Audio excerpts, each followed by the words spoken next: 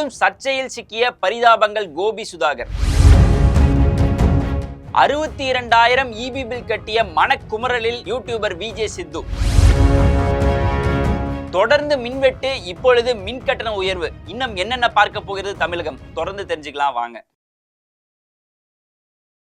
ஆச்சி மசாலா. எந்த சமையலும் ருசி தேடும் ரகசியம் 20 ரூபாய். தமிழ்நாட்டுல எல்லாமே சேஞ்ச் ஆயிடுச்சு. உங்க நகையையும் சேஞ்ச் பண்ணுங்க. உங்க பழைய நகைக்கு கிராமுக்கு 150 ரூபாய் கூடுதலா வாங்கி புது நகை எடுத்துக்கோங்க.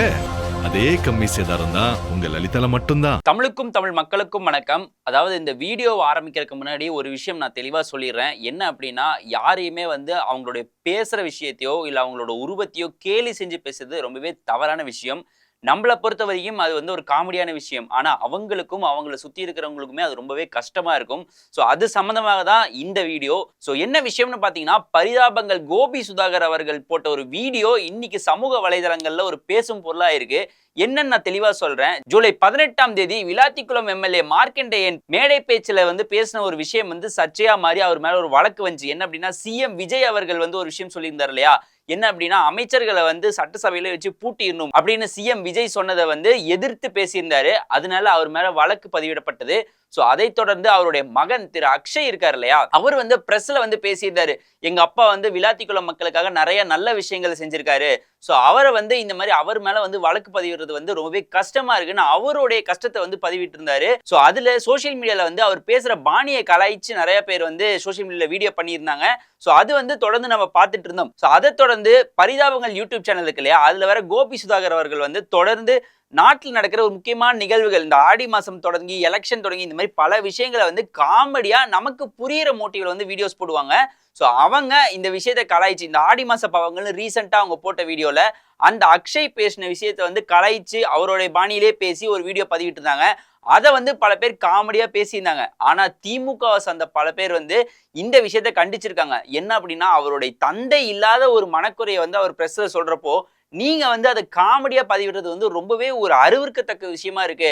அதுலயும் முக்கியமா திமுகவை சார்ந்த TRB ராஜா இருக்காங்க இல்லையா, அவங்க ஒரு விஷயம் பதிவிட்டு இருந்தாங்க. என்ன அப்படின்னா, நான் பரிதாபங்களுடைய ரொம்பவே ஒரு பெரிய ஃபேன், அவங்களோட வீடியோஸை தொடர்ந்து நான் பார்ப்பேன்.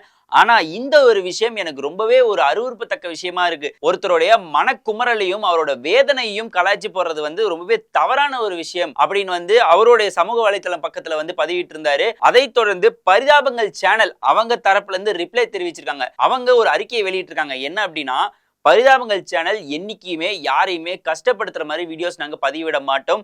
அந்தந்த நேரத்துல தமிழ்நாட்டில் நடக்கிற நிகழ்வுகளை காமெடியாவும் அதே நேரத்துல யோசிக்கிற மாதிரியும் நாங்க வீடியோ பதிவிடுமே தவிர யாரையுமே துன்புறுத்துறதுக்காகவும் யாரையுமே இந்த மாதிரி கலாய்க்கிறதுக்காகவும் நாங்க எந்த வீடியோவும் இதுவரை பதிவிட்டதும் இல்லை, இதுக்கப்புறம் பதிவிடவும் மாட்டோம். நாங்க இந்த ஆடி மாத பாவம் அப்படின்னு போட்டிருந்த வீடியோ பல பேருக்கு கஷ்டமா இருந்திருக்கு. நாங்க போட்ட அந்த வீடியோ அவங்க பார்க்கறதுக்கு அருவருப்பா இருந்திருக்கு. அதனால அந்த மாதிரி வீடியோவை நாங்க இனிமேல் தவிர்த்துக்கிறோம். இந்த மாதிரி இந்த வீடியோல யாருக்கு இது கஷ்டமா இருந்ததோ அவங்க கிட்ட எங்களோட மன்னிப்பையும் நாங்க தெரிவிச்சுக்கிறோம் அப்படின்னு சொல்லி ஒரு அறிக்கையை வெளியிட்டு அந்த வீடியோல இருக்கிற அந்த பாகத்தையுமே விளக்கி இருக்காங்க.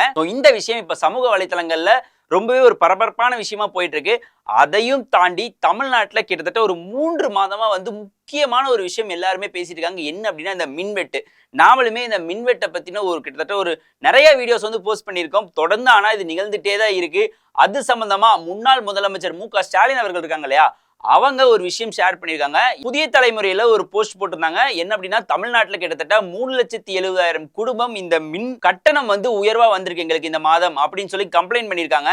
இது தமிழக அரசே நாங்க தப்பு செஞ்சுட்டு ஒத்துக்கிற மோட்டிவ்ல இருக்கு. அரசு எந்த அளவுக்கு அவங்களுடைய வேலையை பாக்குறாங்கன்னு தெரியல. இதுவே ரொம்ப வேதனையா இருக்கு தமிழக அரசு பாக்குறப்போ அப்படின்னு போட்டு திரு விஜய் சித்து அவர்கள் இருக்காங்க பாத்தீங்களா. இன்னைக்கு தமிழ்நாட்டுல ஸ்ட்ராங்கா சொல்ற இந்த 10 யூடியூபர்கள் பேர்ல விஜய் சித்துவும் ஒருத்தர்.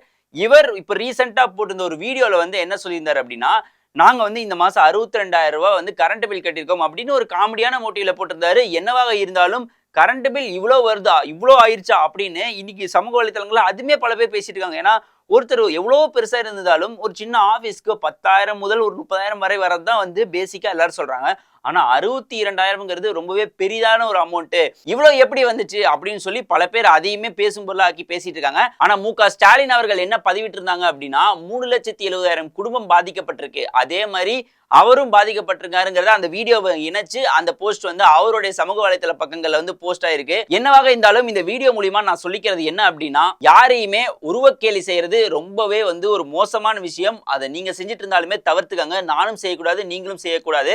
அதையும் தாண்டி இந்த மின்வெட்டு பிரச்சனைக்கு சீக்கிரமா ஒரு தீர்வு தெரியணும். ஏன்னா முதல்ல வந்து மின்வெட்டு இருந்தது, இப்ப மின் கட்டணம் உயர்வா இருக்கு. இன்னும் என்னென்னலாம் பார்க்க போறோம்னு தெரியல. சோ தொடர்ந்து என்னென்ன தமிழ்நாட்டில் நிகழ்வுகள் நடக்குது, என்னென்ன நல்ல விஷயம் நடக்குது, என்னென்ன கெட்ட விஷயங்கள் நடக்குதுன்னு உடனுக்குடன் உங்களுக்கு தெரிஞ்சுக்கணும் அப்படின்னா நம்ம கிங் 360 வீடியோ ஃபுல்லா பாருங்க. அண்ட் இதே மாதிரி இன்னொரு இன்ட்ரெஸ்டிங்கான நியூஸோட நான் உங்களை வந்து சந்திக்கிறேன். அது வரைக்கும் நான் உங்கள் ஜெகவின். இன்றைய கிங் செய்திகளை வழங்குவோர் அதிக மசாலா அதிக சுவை ஆச்சி மசாலா.